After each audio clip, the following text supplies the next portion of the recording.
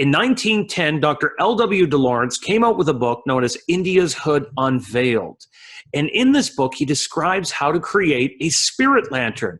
Now, this is similar to a lunar circle or a psychovideoscope, but what you would do is you would take a low-powered flashlight, you would unscrew the hood and take out the reflective surface, and then place it on a chair in front of you or a nearby object in a dimly lit room where you would have a conversation with a multidimensional inhabitant. What would happen next is you would see something known as spirit lights if they were communicating with you.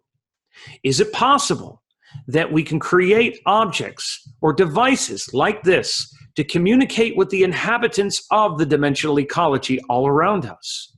We know now we're looking into infrared.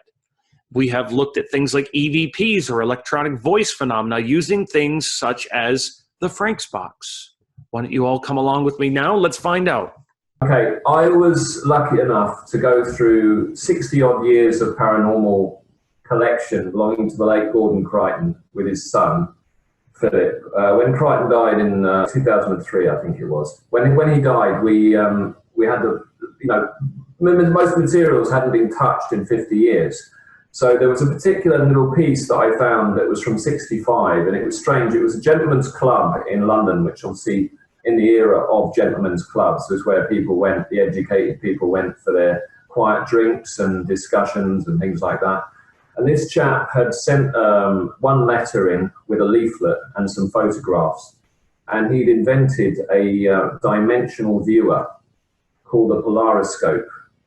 Now, all he'd done, he wasn't an educated man, he was a doorman. Remember, but this was in an era where probably he was an ex-serviceman or something like that. He was quite a sort of like respectable looking man. I mean, it'd be nice if I'd find the pictures of him. But he'd, for some inspiration, he'd taken apart a very big metal telescope and replaced it with some diffracting lenses, if you like, but they were probably made out of quartz. These weren't glass, and he was trying to diffract light through a series of, well, bend light. So one diffraction occurred, obviously, when it first entered the triangular quartz object, and then he specifically had angles cut in it to deflect a further angle inside this telescope. So he was looking at a bent light beam in some way, which I think was actually divergent. And what he described was when he started using it, and I don't know what inspired him, he didn't actually reveal it. He watched this woman he could see, and almost like an infrared. In my opinion, he was seeing into the far red spectrum. And he realized that there was a woman watching. She was watching him use the device. Now that obviously made him quite conscious that he was actually onto something. And he even claimed, which sounds crazy, that he was seeing on occasion into another near dimension. So he would see other types of buildings that weren't there in our dimension through his polariscope. Now it sounds quite from a realm of fantasy, a very Jules Verne idea that he was actually seeing into another near dimension. But I certainly am I'm a paranormal researcher, and I tend to try and think of the right word to use. I sort of, the word we use in English is like, whittling and making something happen. So I would go into many different source materials, and I often look for transdimensional reports where people describe seeing into other spaces. And for sure, there was a good case from Latin America called the Red City with No Sky. And this was a classic driverless car case. So he was on a Latin American highway, probably Argentina, and they were driving an old car in the early 60s, and a very strange modern car overtook them and then disappeared into another dimension. Because they were traveling close behind, they crossed into this near dimension, which was a full infrared dimension with different buildings and a totally different plants and totally different environment. And these two Latin Americans were just watching for half an hour, being sucked behind this vehicle before they were released back into normal space. So for me, if this guy was talking about a polariscope, I'm sort of thinking that he'd found a way of looking into the far red spectrum. Now, again, we can all look inside the far red spectrum, and not see other dimensions. So he was obviously doing something with bending light in some way that did something to it. Now I have, when I look into paranormal occurrences, I've found a strong link with springs. So this is underground water. And I was constantly thinking, well, why are there so many paranormal occurrences, from the location of crop circles, for example, to encounters with entities and even UFO encounters? And one of the things you find, there was some very good research done on the 1960s in the US in New Hampshire. And there was a particular road where for 2 or 3 years there was a lot of sightings in the mid-60s. And what was found was that most of these sightings occurred near pylons and power lines. So what we're looking at is ionization, which happens also when you spin water at high velocity under pressure. You get ionization. So you get a charge, basically. So you get charged air, but also, this is my theory, and I'm not saying I'm right, but there seems to be zones of compression around paranormal events, which means the air is condensing and the vapor forms like a fog, or it condenses out. Now that happens a lot in photographs, paranormal photographs, but it also happens according to witnesses. So when people see crop circle events, for example, they often see a shroud of mist as the crop circle's going down. Now some people think, could it be microwaves, etc., dehydrating the ground, which is one thing, dehydrating the crop. But it's also possible that there's like what can I say, a sphere of density in the air. And the UFOs have this as well. There's a sphere of density, the air then condenses. So I think that behavior creates a refraction or a change in light spectrum. And I'm sort of going down that route, that the guy was playing with his Polariscope and he managed to get somewhere in a narrow band that gave him infrared, but I would call it which we could say divergent in some way, some sort of divergent infrared. Now, that's where I'm going with it. Also, spiritualists, when they try and film light that occurs in seances, again, it's the far red spectrum. So really, the Polariscope may have been a doorman's lucky finding, but he had very specific angles and a very specific design. He actually created a leaflet. And I think we have 1 or 2 photographs that I've found. I've got to retrace, because this archive material had been lost, obviously. Probably been opened once, the letter, and never looked at again, which is a lot of these paranormal archives are like that. So here's the interesting thing, Harry, is that the secret societies of the world, they've always looked at the colors of blue, red, green, and yellow. And the reason they do this, if you look at the Rosy Cross, or you look at the Eastern Star of Freemasonry, according to Manly Palmer Hall, the great esoteric historian, he said that these were the hidden prismatic colors of the sun, the hidden colors of the light. And we know that there is something called angular momentum, that we look at the way that spin works on an atom, that there is a possible multidimensional component. But is it possible? Can I ask you this? Is it possible that if this device that has been built, if it's been created, is it possible that it could open up a doorway to other dimensions, and could these beings enter through it? Well, I think the key to it is, what we're looking at is purely visual, because he never saw a physical being. He never noted or said that. Maybe he had, but he wasn't willing to admit it. So my view is that technology is a 3-dimensional technology, and that's the key. What we want is a hyperdimensional quality. Now, if you look at the rose window in the cathedral, that is actually something called a tesseract, I think, which is a hyperdimensional cube. And if you hear about the Holy of Holies in the Great Temple, that allegedly was a hyperdimensional cube. So we're looking at, in my view, trying to create more surfaces and sides and corners than there are possible in our dimension. So that's an area that I'm slightly interested in, and it's to do with trying to create circumstances where a hyperdimensional object can be held in our space. I'm sure physicists obviously are using super technology and modeling on the highest levels of computing to do this, but I believe it's more to do with music. And I'm going to say that I stick with music and color, and I come from an X-ray background, and I believe in targets. So you hit a target, which will have hyperdimensional qualities. So I think that's the direction to go in, is to create hyperdimensional space in a compartment in our reality. That's where I think that's the doorway. And when we look at something that we can't comprehend, which would be a hyperdimensional object, would be incomprehensible to a 3D-minded primate, which we are, and it would have totally different properties to anything we've ever seen. But I remember when virtual reality first came in, if you remember that, Johnny, when virtual reality you first saw, I think it was a Dire Straits video, Money for Nothing and the Chicks for Free, that video, like the virtual reality. And I remember none of us had ever seen virtual reality before, and we were all disorientated by this moving 3D sort of grid frame. It was very basic, and we look at it today, it looks almost prehistoric. But I think our brains were capable, or are capable, of looking at hyperdimensional objects when they're trained. And I think what we're looking at here is this man played with an idea. He was a doorman.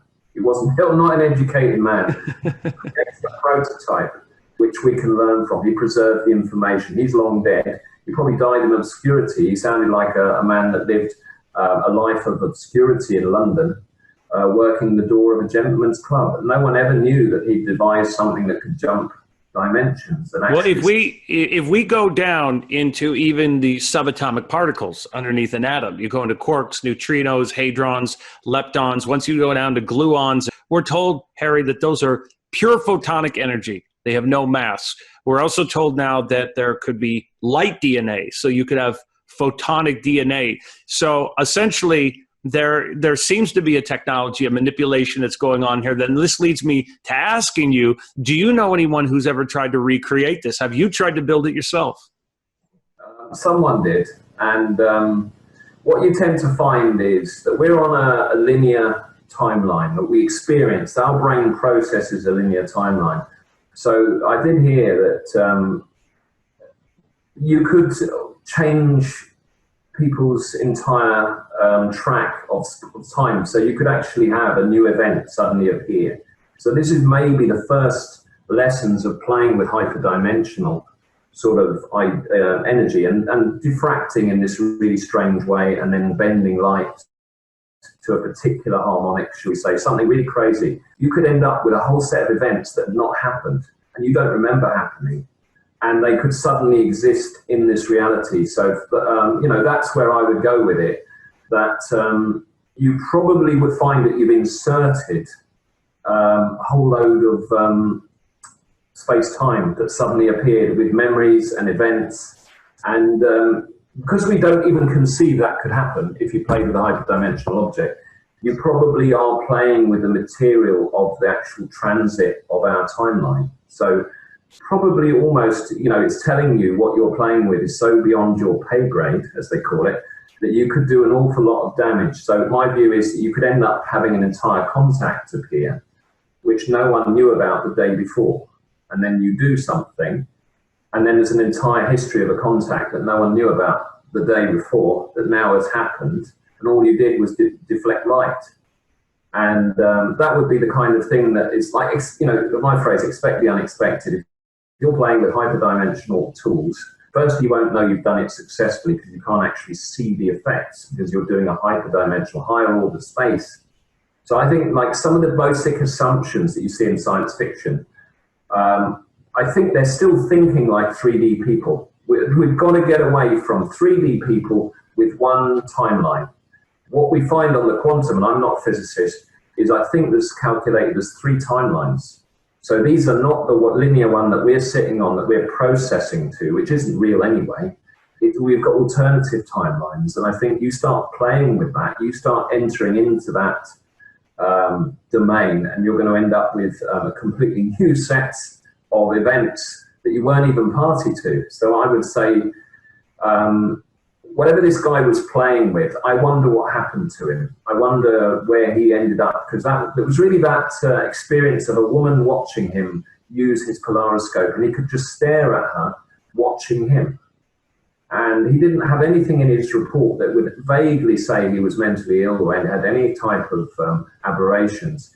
He was just curious, and he asked questions, which is the most important. The Greek tradition that is missing in a lot of cleverness is we've got to be asking questions about what we think we already know. And that's where I'm going with it. So I haven't got classical training. I haven't been lucky enough to study at the level that I'd need to be able to give people hard physics. But I can certainly put ideas together and put logic together and say that if you could influence higher order space, how would you know you've done it? That's such a brilliant, important question. How would you know? I could get a polariscope now and say that I could create a beam that would shine through the polariscope into a hyperdimensional. How would you create it though? For those folks watching at home, how would you go about creating one in today's world? I think you'd use liquid crystal because it's something very, very flexible. It's very flexible, and it's I think it's to do with vibration. So anything that's a liquid, if it vibrates, it has much more unusual properties than a solid. So I think I work with the idea that you filter moving liquid mediums.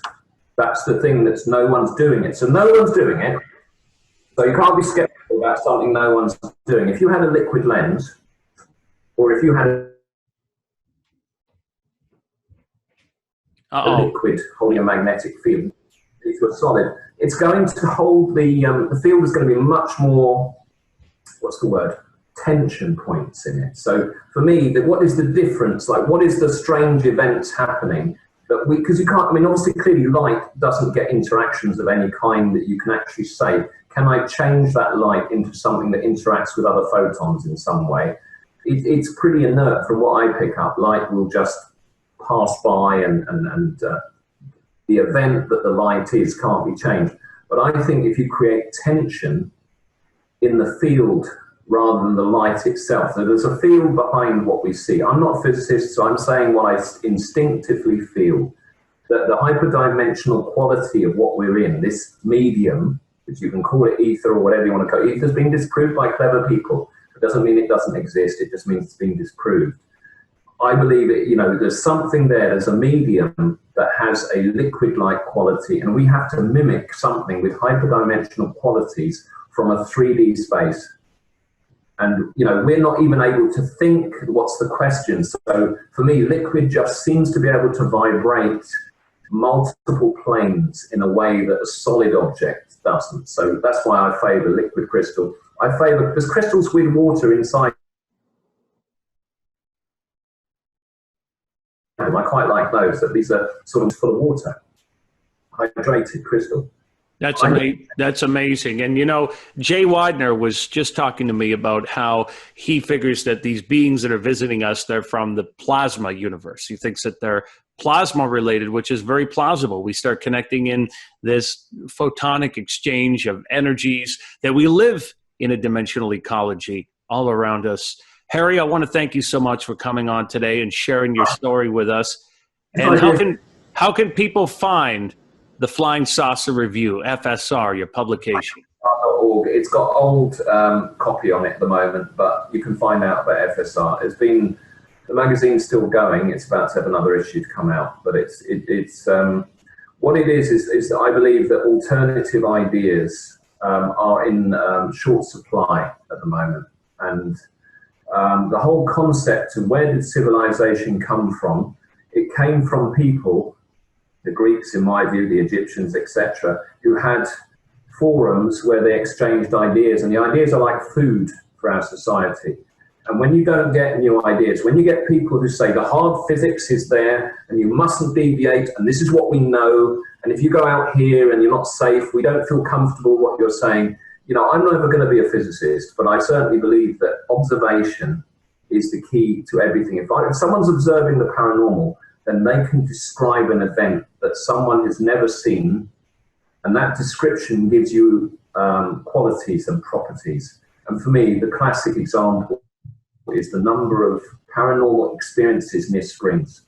Very, very powerful data there. Whatever that spring is doing, it's high pressure, ionized water, and I believe there's some lens-like qualities to it. I can't say for certain, but I think that liquid lenses are some of the technology that we haven't even conceived yet. A liquid lens may be the answer, might be. Why this guy playing with his polariscope could see into another reality, if it happened, was that he seemed to be able to do something to light using simple tools. No, he wasn't holding a super collider. he was holding two or three polarizing pieces of quartz at a particular angle. What the hell was he doing? Was he looking into the far red? I think he was. Did he discover something by chance? Probably. Did he do anything through it? Probably not. Just sending that leaflet and his thoughts on a letter. That's how things happen. You know, the idea that he was doing something that the most powerful budgets in the world can't do, yeah, I can believe that could happen.